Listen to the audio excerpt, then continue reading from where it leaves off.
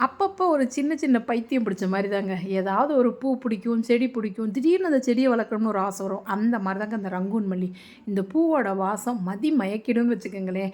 இந்த பூவ என் பாப்பா என்ன சொன்னாங்கன்னா, "அம்மா அம்மா ப்ளீஸ் இந்த பூவ எடுத்து கட்டி பாரேன், பூ தொடுத்துரும் அது" அப்படின்னு சொல்லிட்டு. நான் அத எடுக்க மாட்டேங்க. செடியில இருக்கிறது தான் அழகா இருக்கும். அதனால அப்படியே தான் வச்சிருப்பேன்.